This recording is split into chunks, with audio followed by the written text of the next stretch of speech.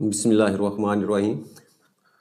आज का हमारा लेक्चर जो है वो रेडिकल एक्सप्रेशन से रिलेटेड है कि रेडिकल एक्सप्रेशन क्या होते हैं। फिर उसके बाद हम देखेंगे जी लॉज ऑफ रेडिकल कौन से हैं और फिर लॉज ऑफ इंडिसेस कौन से हैं। सबसे पहले कि ऐसा एक्सप्रेशन जिसमें स्क्वायर रूट का साइन जो है वो इंक्लूड हो, उसको हम कहते हैं कि ये आपका रेडिकल एक्सप्रेशन है। अब इसमें क्यूब रूट और फोर्थ रूट जो है वो भी इंक्लूड हो सकते हैं।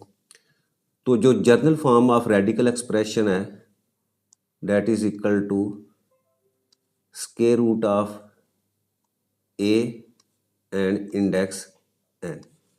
ये हमारी जनरल फॉर्म है। अच्छा, इसमें जो आपका n है that belongs to positive integers and greater than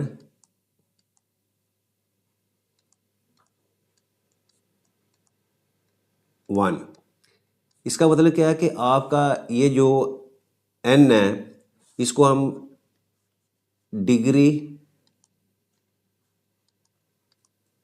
degree of root, ये भी इसका नाम है, या इसको हम कह सकते हैं जी ये आपका इंडेक्स ऑफ रेडिकल है, इंडेक्स ऑफ रेडिकल। इसकी वैल्यू जो है, अब उस कह रहे हैं कि जो कंडीशन है वो क्या है कि वो एक तो वो पॉजिटिव इंटीजर्स होने चाहिए और उनकी वैल्यू जो है वो ग्रेटर दैन 1 होनी चाहिए। इसका मतलब ये हुआ कि आपका जो इंडेक्स है ये n है, इसकी वैल्यू हमेशा जो है वो 2 होगी, 3 होगी, 4 होगी एंड सो ऑन। यानी इसकी वैल्यू 2 होगी या 2 से बड़ी वैल्यू जो है वो आपकी होगी। अच्छा, उसके बाद ये जो साइन है, ये वाला साइन, इसको हम कहते हैं जी ये आपका रेडिकल है, रेडिकल। इसको रेडिकल भी कहेंगे या इसको हम कह सकते हैं कि आपका ये रेडिकल साइन है। ए जो अंडर स्क्वायर रूट है, ये वैल्यू जो है इसको हम कहते हैं जी रेडिकेंड, रेडिकेंड। अच्छा, अब ये जो होल एक्सप्रेशन आपको नजर आ रहा है जो रेडिकल फॉर्म में है जिसमें स्क्वायर रूट शामिल है, ये होल नंबर आपका जो है वो that is equal to a real number. ये आपका रियल नंबर जो है वो कहलाएगा। अब हम लॉज ऑफ रेडिकल की तरफ आते हैं। अब लॉज ऑफ रेडिकल में जो फर्स्ट लॉ है हमारे पास है वो क्या है जी कि आपके पास square root of A B और इंडेक्स एन, इसको हम लिख सकते हैं जी A index N multiply by B index N. यानी आपके पास कोई दो नंबर जो हैं वो आपके रेडिकल साइन के अंदर जो है वो अगर आपस में मल्टीप्लाई हो रहे हो तो हम क्या कर सकते हैं कि उन दोनों नंबर्स को अलग अलग कर सकते हैं। जैसे इसकी एग्जांपल मैं दूँ तो ये आपके पास फर्ज करो √2 मल्टीप्लाई बाई √3 हो। अब ये दो नंबर्स जो है वो रेडिकल साइन के मल्टीप्लाई हो रहे हैं तो हम सिंपली इनको जो है वो √2 जो है वो अलग कर सकते हैं और इसको √3 जो है वो अलग कर सकते हैं। इस तरह जो है इनको सॉल्व कर सकते हैं। सेकंड प्रॉपर्टी हमारे पास है ए ओवर बी और इंडेक्स आपके पास है एन। अच्छा, इसमें क्या है कि दो नंबर जो है वो एक रेडिकल साइन के नीचे आपस में डिवाइड हो रहे हैं तो हम इनको अलग अलग जो है वो लिख सकते हैं, डिवाइडेड बाई बी। जैसे इसकी एग्जांपल अगर फर्ज करो यही सेम एग्जांपल मेरे पास हो 2/3 हो और ये under square root of sine जो है वो लिखे हो तो हम जो है इसको स्क्वायर रूट ऑफ 2 सेपरेट कर लिख सकते हैं और इसी तरह स्क्वायर रूट ऑफ 3 जो है उसको सेपरेट जो है लिख के सॉल्व कर सकते हैं। थर्ड प्रॉपर्टी हमारे पास है इसकी ए पावर m और इंडेक्स जो है वो आपका n, that is equal to a index n and whole power m। अच्छा, इसमें क्या है कि अगर आपके पास जो रेडिकेंड है कोई भी नंबर जो स्क्वायर रूट के अंदर है उसकी जो भी पावर होगी उस पावर को हम पूरा जो आपका रेडिकल है उस होल पावर में जो है वो लिख सकते हैं, यानी आपका रेडिकल की पावर की फॉर्म में या होल स्क्वायर रूट की फॉर्म में अगर वो वैल्यूज होगी तो दोनों सूरतों में आपका आंसर जो है वो सेम आएगा। फोर्थ प्रॉपर्टी है A index N and whole power N. अच्छा, इसमें क्या है कि आपका इंडेक्स एन है और होल पावर क्या है, एन है। दोनों वैल्यूज जो है वो आपकी क्या है वो सेम है, यानी आपका इंडेक्स ऑफ रेडिकल और होल पावर जो है वो दोनों सेम है। तो इसको हम ए की power 1/n whole power n। अब ये n आपका ये पावर वाला और ये आपस में कैंसिल हो जाएगा, तो आपके पास आंसर जो है वो ए आ जाएगा। इसका मतलब ये हुआ कि अगर आपका इंडेक्स ऑफ रेडिकल और होल पावर सेम हो तो हम इन दोनों को आपस में कैंसिल कर सकते हैं, तो आपका सिर्फ रेडिकल जो है वही आपका आंसर होगा। और इसके अलावा एक और जो है वो आपका जो ये रेडिकल साइन है इसकी वैल्यू हमेशा जो है वो 1/2 होती है, और अगर इसी तरह इंडेक्स के ऊपर 3 लिखा हो तो इसकी वैल्यू 1/3 होगी, और इसी तरह अगर इंडेक्स के ऊपर n लिखा होगा तो इसको हम 1/3 की फॉर्म में लिख सकते हैं। जैसे इसको मैंने सॉल्व करने के लिए जो है वो 1/n लिखा हुआ है। तो these are the laws of radicals. Next हमारे पास लॉज ऑफ इंडिसेस। अब लॉ ऑफ इंडिसेस क्या है कि अगर आपके पास कोई भी एक्सप्रेशन जो है वो एक्सपोनेंशियल फॉर्म में हो तो हमने उसको मैनिपुलेट कैसे करना है। जैसे हमारे पास ये 5 multiply by 5 multiply by 5 multiply by 5, ये 4 टाइम जो है वो 5 आपस में मल्टीप्लाई हो रहा है, तो इसको मैं 5 होल की पावर 4 जो है इस फॉर्म में लिख सकता हूँ। अच्छा, अब इसमें देखें ये जो 4 है ये आपका इंडेक्स है, इसको हम इंडेक्स भी कह सकते हैं, इसको हम पावर भी, यानी ये 5 की पावर है वो भी कह सकते हैं, और इसको हम एक्सपोनेंट भी लिख सकते हैं कि ये आपका एक्सपोनेंट है। और 5 जो है दैट इज द बेस,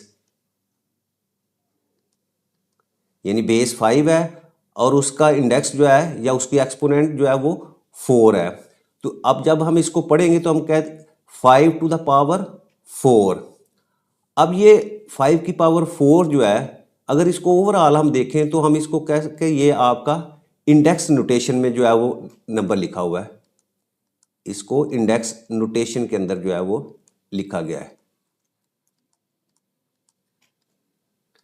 अच्छा, अब लॉज ऑफ इंडिसेस है। सबसे पहला लॉ जो है हमारे पास है जी वो है ए की पावर m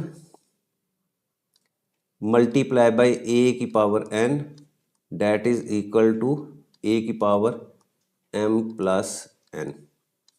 अच्छा, ये जो लॉज है इसको प्रोडक्ट ऑफ पावर्स भी कहते हैं कि if you multiply 2 powers with the same base, यानी 2 पावर्स m और n है और बेस सेम है, वो सिंपली एट द एक्सपोनेंट्स।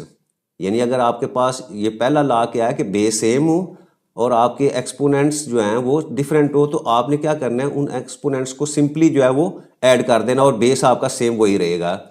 जैसे इसकी एग्जांपल है कि 5 की पावर 8 हो, इसको हम मल्टीप्लाई करते हैं अगर 5 की पावर 9 से, तो आपने क्या करना है बेस सेम रहेगा उसी तरह 5 और पावर्स को या एक्सपोनेंट को आप ऐड कर देंगे 8 plus 9 that will be equal to 5 की पावर 17। ये फर्स्ट लॉ है। सेकंड लॉ हमारे पास है जी ए की power m whole power n। इसको कहते हैं जी power of power. If you raise a power to another power you simply multiply the exponents, कि आपकी एक पावर जो है वो ब्रैकेट के अंदर है और एक होल पावर है, तो आपने जब इसको सॉल्व करना है तो आपने ये जो पावर्स हैं इनको सिंपली जो है वो मल्टीप्लाई कर देना है। अब इसकी एग्जांपल जैसे 5 की पावर 7 हो और होल पावर मेरे पास जो है वो 3 हो, तो हम क्या करूँगा कि आप 5 की power 7 multiply by 3 that will be equal to 5 की पावर 21। थर्ड लॉ हमारे पास है A B whole power n, that is equal to A की पावर n बी की पावर n।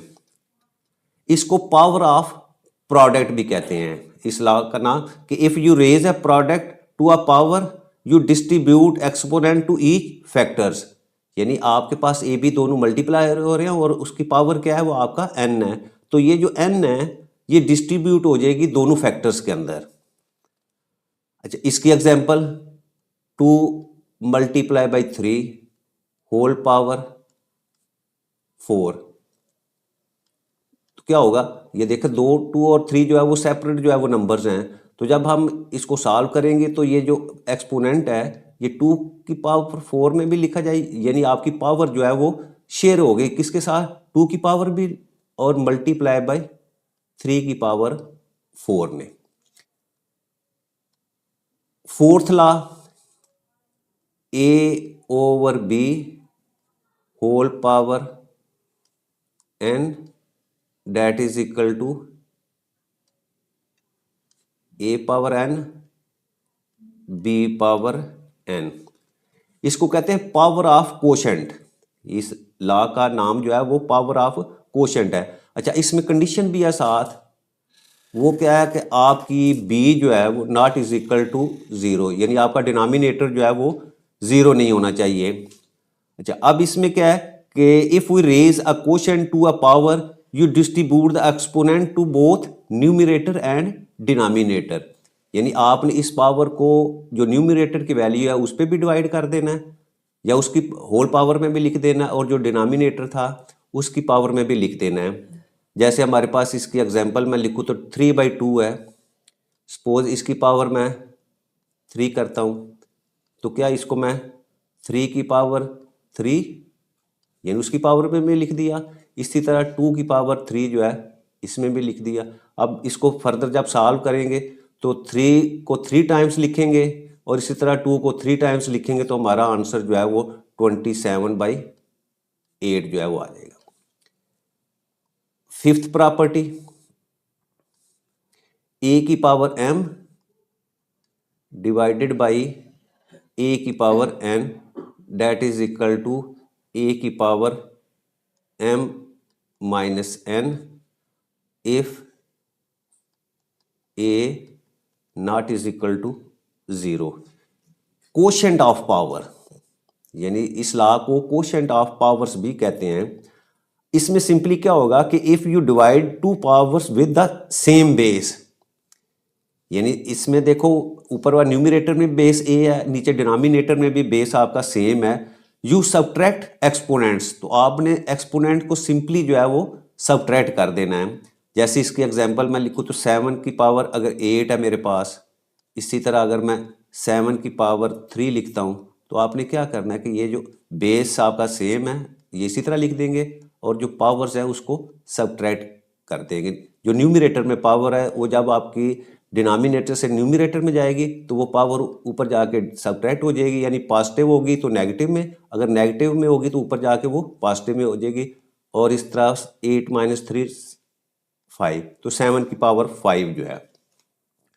अच्छा, सिक्स्थ रूल हमारे पास है जी ए की power 0 that is equal to 1। अच्छा, इसकी भी साथ कंडीशन है कि आपका ये जो ए है ये आपका 0 नहीं होना चाहिए।